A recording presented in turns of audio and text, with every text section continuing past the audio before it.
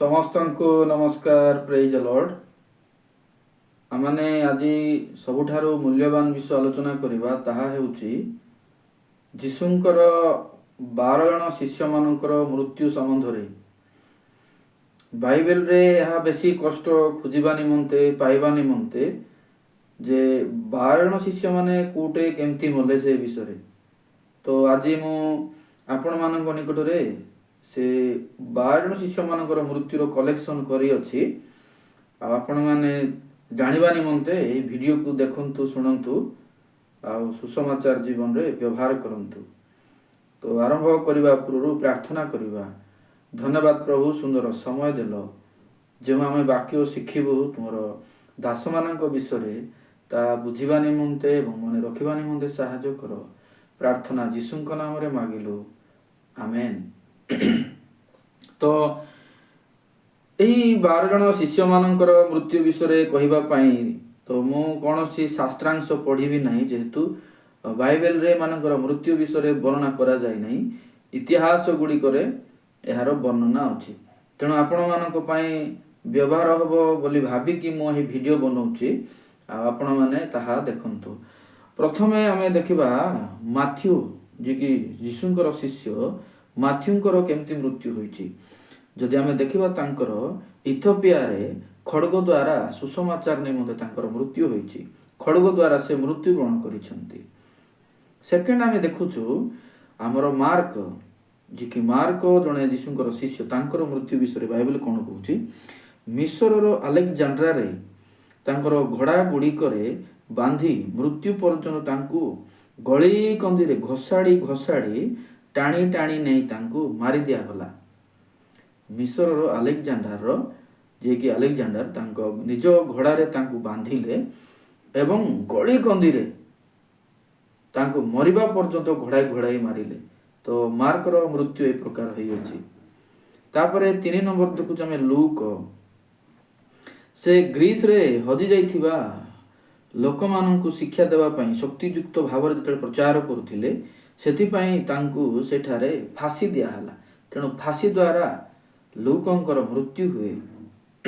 4 number John ଶିଷ୍ୟ John. ପ୍ରଥମେ ତାଙ୍କୁ ବଡ଼ ଗରମ ତେଲ ବେସିନରେ ପକାଯାଇଥିଲା, ଆଉ ଏହା ରୋମର ତାଡ଼ନା ସମୟରେ ଏହି ସବୁ ବିଷୟ ଘଟିଥିଲା। କିନ୍ତୁ ଆଶ୍ଚର୍ଯ୍ୟ ଭାବରେ ଜହନ ସେଠାରୁ ତ୍ରାହି ପାଇଲେ, ଉଦ୍ଧାର ପାଇଲେ।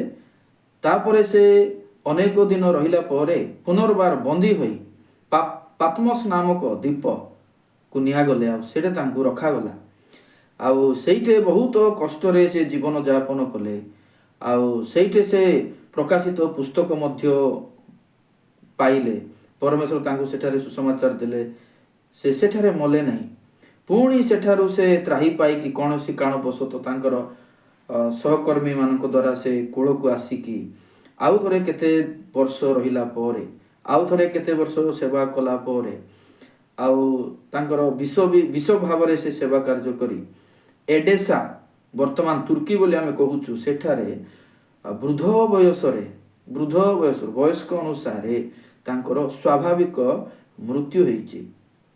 ଶିଷ୍ୟମାନଙ୍କ ମଧ୍ୟରେ ଯଦି ଆପଣମାନେ ଦେଖିବେ, କେବଳ ଜହନଙ୍କର ନର୍ମାଲ ଡେଥ୍ ବା ବୃଦ୍ଧ ବୟସରେ ମୃତ୍ୟୁ ଘଟିଛି, ସ୍ୱାଭାବିକ ମୃତ୍ୟୁ ହୋଇଛି।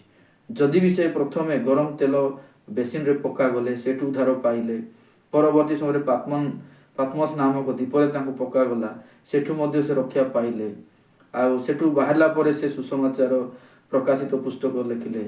ଆଉ କେତେ ବର୍ଷ ପରେ ସେ ଗୋଟେ ବିଶ୍ୱ ଭାବରେ ଏଡେସା, ଯୋଉଟାକୁ ବର୍ତ୍ତମାନ ତୁର୍କୀ ବୋଲି କହୁଛନ୍ତି, ସେଠାରେ ତାଙ୍କର ସ୍ୱାଭାବିକ ଭାବରେ ମୃତ୍ୟୁ ହୋଇଛି। ତାପରେ ଦେଖିବା ଆମେ 5 ନମ୍ବର ପିତରଙ୍କର ଜୀବନ ଯଦି ଆମେ ଦେଖିବା, ପିତର ଯେଉଁ ସେବା କାର୍ଯ୍ୟ କରୁଥିଲେ, ଯନ୍ତ୍ରଣାକାରୀମାନେ ପିତରଙ୍କୁ ଯୀଶୁଙ୍କ ପରି ମାରିବାକୁ ଚାହୁଁଥିଲେ, ଅର୍ଥ କୃଷାର୍ପଣ କରିବାକୁ ମାରିବାକୁ ଚାହୁଁଥିଲେ। ସେହି ସମୟରେ ପିତର କହିଲେ, ଆଜ୍ଞା ମାନେ ମୁଁ ଯୀଶୁ ନୁହେଁ, ତେଣୁ ଯୀଶୁଙ୍କ ପରି ମରିବାର ମୋର ଯୋଗ୍ୟତା ନାହିଁ। ତେଣୁ ମୋତେ ଉଲ୍ଟା କରିକି, ଅର୍ଥାତ୍ ଏକ୍ସ ଭାବରେ ମୋତେ ଟଙ୍ଗାଇ ମାରିଦିଅ ବୋଲି କହିଲେ। ତେଣୁ ପିତରଙ୍କର ସେଠାରେ ଓଲଟା କ୍ରୁଶ ବା ଏକ୍ସ ଭାବରେ ତାଙ୍କୁ ଝୁଲେଇ ତାଙ୍କୁ ମୃତ୍ୟୁବରଣ ଦିଆଯାଏ। 6 ନମ୍ବର ଆମେ ଦେଖିବା ଜାକୁବ ଜାକୁବ ମଧ୍ୟ ଯୀଶୁଙ୍କର ଜଣେ ଶିଷ୍ୟ ଥିଲେ। ଜେରୁସାଲେମରେ ଗୋଟିଏ ଚର୍ଚ୍ଚରେ ମୁଖ୍ୟ ଥିଲେ ସେ। ମନ୍ଦିରର ଦକ୍ଷିଣ ପୂର୍ବ ଦିଗ ଗୋଟେ ତୀଖ ଜାଗାରେ ତଳକୁ ପ୍ରାୟ 100 ଫୁଟ ତଳକୁ ତାଙ୍କୁ ପକାଗଲା, କାରଣ ଯୀଶୁଙ୍କୁ ସେ ଅସ୍ୱୀକାର କଲେ ନାହିଁ। ଦେଖନ୍ତୁ, ତାଙ୍କୁ ଗୋଟେ ମନ୍ଦିରର ତୀଖ ଜାଗାର ତଳକୁ ପକାଗଲା।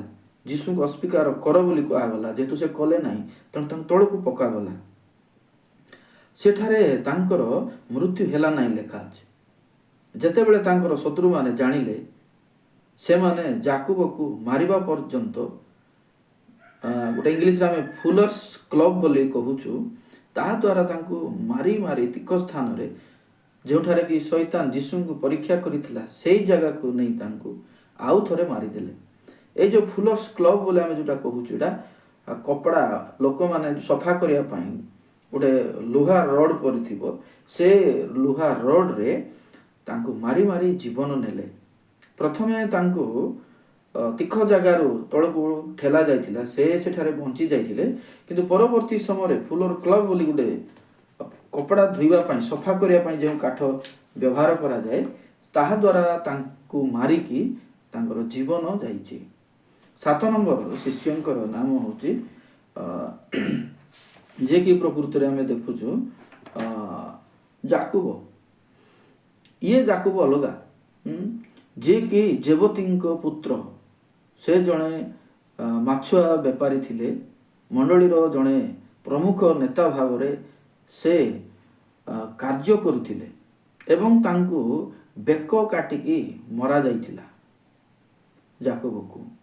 ରୋମୀ ଅଫିସର ଯେତେବେଳେ ଦେଖିଲେ ଯେ ଜାକୁବ ନିଜର ବିଶ୍ୱାସ ତାଡ଼ନା ମଧ୍ୟରେ ସୁଦ୍ଧା ତ୍ୟାଗ କରୁନାହାନ୍ତି, ତେଣୁ ସେ ଚମତ୍କୃତ ହୋଇ ନିଜେ ମଧ୍ୟ ଜାକୁବଙ୍କ ସହିତ ଦଣ୍ଡସ୍ଥାନକୁ ଯିବା ପାଇଁ ଜାକୁବ ସହିତ ଆଣ୍ଠୁ ମାଡ଼ି ନିଜର ନୂତନ ବିଶ୍ୱାସ ପ୍ରକାଶ କରି ବିଚାର ଆଡ଼େ କହିଲେ, ମୁଁ ମଧ୍ୟ ଖ୍ରୀଷ୍ଟିଆନ ଭାବରେ ମୁଣ୍ଡ କଟାଯିବା ପାଇଁ ପ୍ରସ୍ତୁତ ଅଛି। ମୁଁ କ'ଣ କହିବାକୁ ଚାହୁଁଛି, ଯେତେବେଳେ ଜାକୁବଙ୍କୁ ମରାଯାଉଥିଲା, ମରିବା ପର୍ଯ୍ୟନ୍ତ, ତାଙ୍କର ଯନ୍ତ୍ରଣା ପର୍ଯ୍ୟନ୍ତ ଯେତେବେଳେ ମରାଯାଉଛି, ସେହି ସମୟରେ ସେ ମରିବା ପର୍ଯ୍ୟନ୍ତ ଯୀଶୁଙ୍କୁ ଅସ୍ୱୀକାର କରୁନାହାନ୍ତି।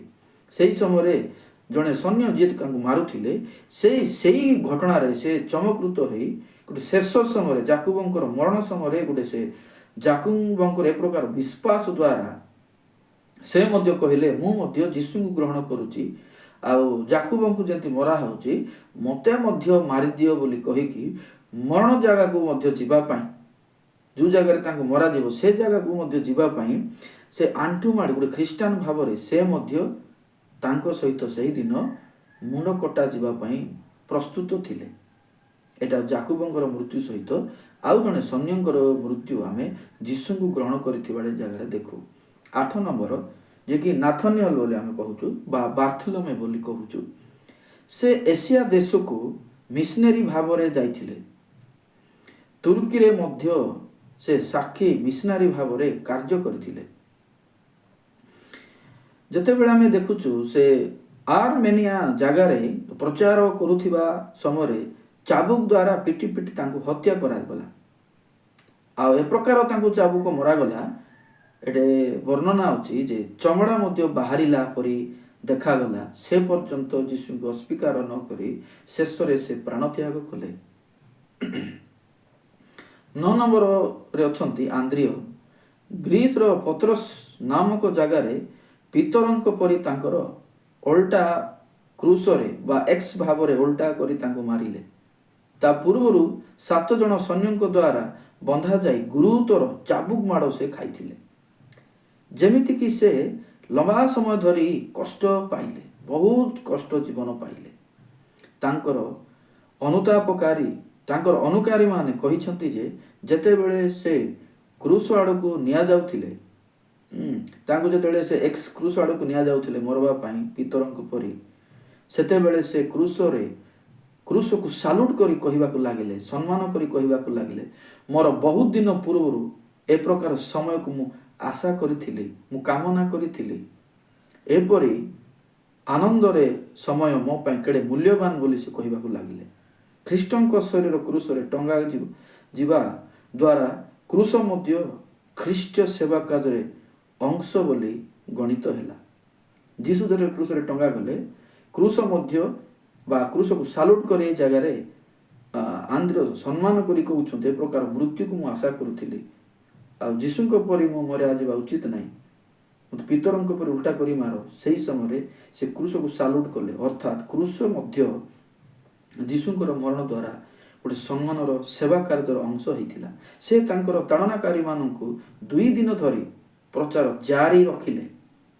ଯେଉଁ ଦିନ ପର୍ଯ୍ୟନ୍ତ ସେ ମରିନଥିଲେ, ତାଙ୍କୁ ମରାଯାଉଥିଲା, କଣ୍ଟିନ୍ୟୁସରେ 3 ଦିନ ପର୍ଯ୍ୟନ୍ତ 3 ଦିନ ପର୍ଯ୍ୟନ୍ତ ସେମାନଙ୍କୁ ସେ ପ୍ରଚାର କଲେ। ମରିବା ପର୍ଯ୍ୟନ୍ତ ସେ ତାଙ୍କରକୁ ପ୍ରଚାର କରୁଥିଲେ ବୋଲି ଲେଖା ଅଛି। ଆଉ ମଲା ପରେ ତାଙ୍କର ପ୍ରଚାର ବନ୍ଦ କରେଲେ ଲେଖା ଅଛି। ତ ଆଶ୍ଚର୍ଯ୍ୟ ଆନ୍ଦ୍ରିୟଙ୍କର ଜୀବନ। ଆଉ ଆମେ 10 ନମ୍ବର ଦେଖୁଛୁ ଥମାସ, ଯିଏକି ବର୍ଚ୍ଚାଘାତରେ ଭୁର୍ଚାରେ ତାଙ୍କୁ ଭୁସି ଦେଇ ତାଙ୍କୁ ମରାଯାଇଥିଲା। ଆମେ ଜାଣିଛୁ ସେ ଲୋକ ଇଣ୍ଡିଆକୁ ଆସିକି ମରିଥିଲେ। 11 ନମ୍ବର ଯଦି ଆମେ ଦେଖୁଛୁ ଜିହୁଦା, ଯିଏକି ଖ୍ରୀଷ୍ଟଙ୍କ ଠାରେ ବିଶ୍ୱାସ ପରିତ୍ୟାଗ ନ କରିବା ହେତୁ ତାଙ୍କୁ ସରରେ ମାରି ଦିଆଗଲା।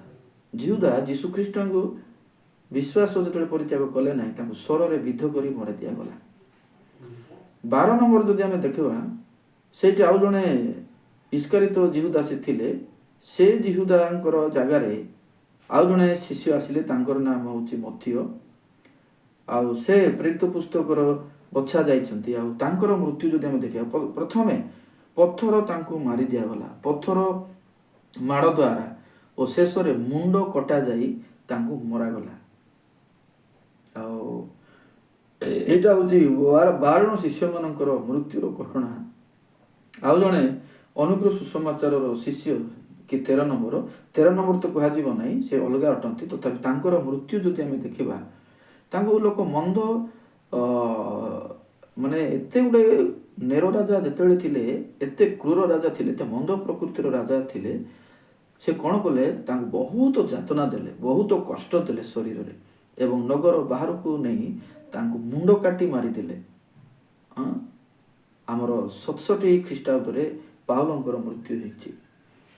ଆଉ ଆଜିର ଆଲୋଚନା କେବଳ 12 ଜଣ ଶିଷ୍ୟମାନଙ୍କ ସହିତ ପାଉଲଙ୍କର ମଧ୍ୟ କେଉଁ ପ୍ରକାର ମୃତ୍ୟୁ ହେଇଥିଲା, ସେ ଉପରେ ମୁଁ ଟିପ୍ପଣୀ ଅଳ୍ପକେ ଆପଣମାନଙ୍କ ନିକଟରେ ରଖିଲି। ମୁଁ ଆଶା କରୁଛି ଏହି ବିଷୟ ମଧ୍ୟ ଆପଣମାନଙ୍କ ନିମନ୍ତେ ଆବଶ୍ୟକର ବିଷୟ ହେବ। ଧନ୍ୟବାଦ। ରହୁଛି ଏତିକି। ପ୍ରେଜ୍ ଦ ଲର୍ଡ।